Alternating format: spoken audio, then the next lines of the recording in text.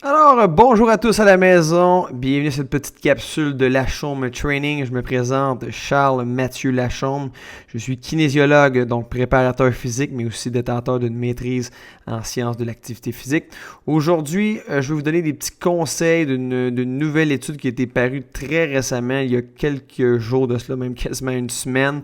L'étude de Nicholson et ses collègues qui parle dans le fond de plusieurs méthodologies. Quelles sont les méthodes d'entraînement les plus efficaces pour améliorer les sprints de courte distance, surtout pour les sports de terrain, c'est-à-dire rugby, soccer et aussi football. Football, dans ce cas-ci, américain. Donc, on sait tous, les sprints, c'est vraiment la clé du succès de nos jours. Il faut être vraiment rapide. Donc, la force d'accélération pour un 5, 10 et même 20 mètres, il faut vraiment être efficace pour les sports de terrain, pour vraiment avoir un avantage sur le match pour les attaquants, même les défenseurs, même les milieux de terrain, tout dépendant des positions aussi du football américain, mais aussi du rugby.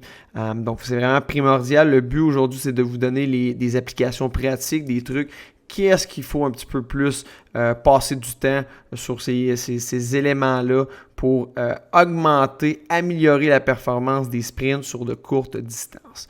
Donc, l'étude est dans le fond une méta-analyse et une revue systématique, c'est-à-dire qu'on prend plusieurs recherches, dans le fond, les classes selon, dans le fond, leur rigueur, on pourrait dire, et on vient avoir, on pourrait dire, on sélectionne des études qui sont vraiment bien ficelées au niveau du protocole de recherche pour avoir des recherches qui ont une bonne valeur au niveau pour cette revue de littérature-ci. Donc, on a étudié 1, 2, 4, 5 éléments. On a étudié si est-ce que le fait de faire seulement le sport, soit du rugby, du soccer ou même du football américain, est-ce que ça améliore les sprints de courte distance? On a aussi analysé dans cette étude-là, est-ce que le fait de faire des sprints de courte distance sans résistance, en plus de faire des éléments plus techniques, des skips, des marches, des quoi que ce soit, des exercices plus vraiment techniques de pliométrie spécifique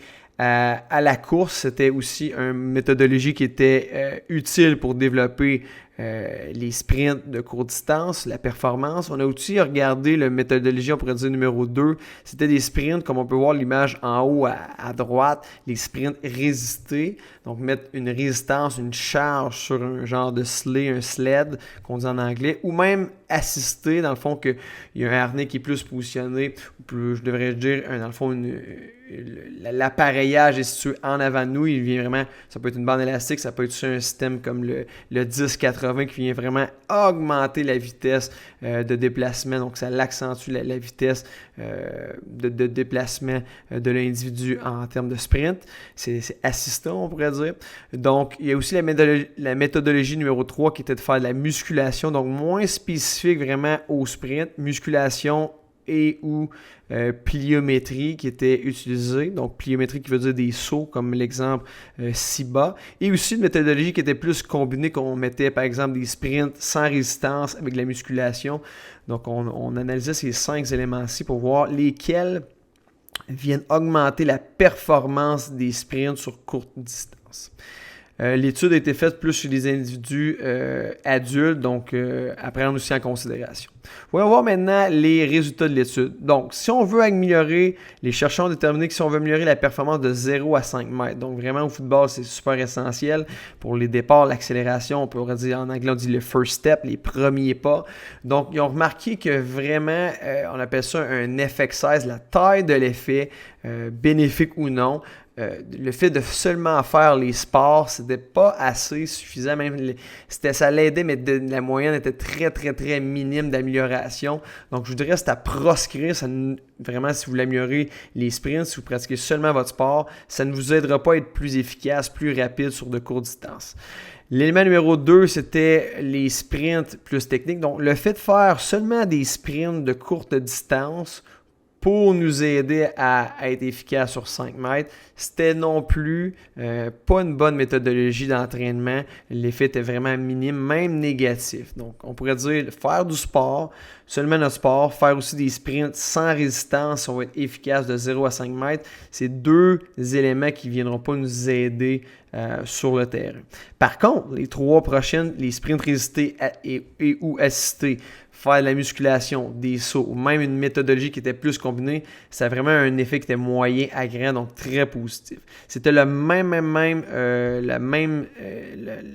c'était les mêmes paramètres au niveau de 0 à 10 mètres, donc je ne passerai pas beaucoup de temps sur ces éléments-ci. Donc on pourrait dire de 0 à 10 mètres, passer beaucoup de temps sur des sprints résistés, assistés, de la musculation, des sauts ou même une combinaison de méthodologie, on pourrait dire. Maintenant, sur 20 mètres, sensiblement pareil, même le seulement de faire le sport, c'était pas efficace non plus. Les sprints sans résistance, donc le fait de sprinter avec mon poids du corps, avec des éléments techniques, des fois qu'on a introduit en début de séance, c'était non plus une bonne méthodologie pour maximiser l'efficacité sur 20 mètres au niveau des sprints. Par contre, encore là, les sprints résistés ou assistés, c'était vraiment très efficace. La musculation, voyez-vous, j'ai enlevé un petit thumbs up. Donc, l'effet de faire la musculation ou la pliométrie, dans le fond, ça avait un moins grand impact, mais c'était encore aussi efficace pour améliorer de 0 à 20 mètres, mais peut-être un petit peu moins que les sprints résistés assistés et aussi la méthode combinée. Donc, pourquoi on pourrait dire, si on passe un petit peu plus au-delà de l'étude présente, mais dans le fond, le fait de faire de la musculation, souvent la contraction va être lente, donc on améliore généralement plus notre force maximale, donc ça va être très, dans le fond, de booster notre force maximale, va être très efficace pour 0 à 5, 0 à 10 mètres, mais plus que les distances vont augmenter au niveau des sprints, ben moins l'élément, dans le fond, musculation va prendre la vigueur, donc il va y avoir d'autres qualités qui vont s'additionner à la demande de 20 à 40, de 40 à 60, plus des éléments de reactive strength, de force réactive, donc la pliométrie viendrait jouer un plus grand rôle, donc c'est pour ça que la musculation a un effet un peu moins grand, donc plus moyen pour un 20 mètres vis-à-vis un 5 mètres ou même un 10 mètres. Donc, grosso modo, les recommandations sont les suivantes en termes pour les sprints de courte distance pour les sports comme rugby, football américain et aussi du soccer. C'est les suivantes. Donc, si vous faites seulement le sport présentement et vous voulez être plus rapide sur de courte distance, ça va être un peu insuffisant pour améliorer la performance au sprint. Même chose pour les sprints de courte distance. Donc, si vous faites juste des sprints de 5 mètres, 10 mètres, 20 mètres, plus des éléments techniques, généralement, ça va peut-être améliorer un petit peu, mais ça va être encore là insuffisant pour améliorer la performance pour vos sprints. Mais pour optimiser les résultats, combiner la musculation, des sauts multiples, quoi que ce soit, faites des sprints. Ça peut être aussi du crawler, donc un genre de chariot que vous pouvez pousser, ou sinon la méthode avec une ceinture, avec un slick, vous tirez une charge. On y reviendra pour les charges dans quelques présentations, mais ça peut être aussi assisté si vous avez un système de bande élastique ou quoi que ce soit, le système 10-80 qui est un système onéreux, mais qui peut vraiment faire un très bon travail pour surcharger la phase d'accélération, mais aussi à la vitesse maximale. Et aussi des sprints sans résistance pour être combinés avec la musculation aussi. Donc, si vous faites seulement des sprints sans résistance, donc ça ne sera pas suffisant, mais si vous combinez avec d'autres méthodes, dans ce cas-ci, ça va être efficace. Donc, c'est sur ça que ça conclut la petite présentation d'aujourd'hui. S'il y a quoi que ce soit, vous pouvez me suivre sur Instagram à Lachaume Training. Vous pouvez aussi me suivre sur mon YouTube Lachaume Training ou sinon par courriel. Donc, je vous souhaite une excellente fin de journée. Merci beaucoup et à la prochaine.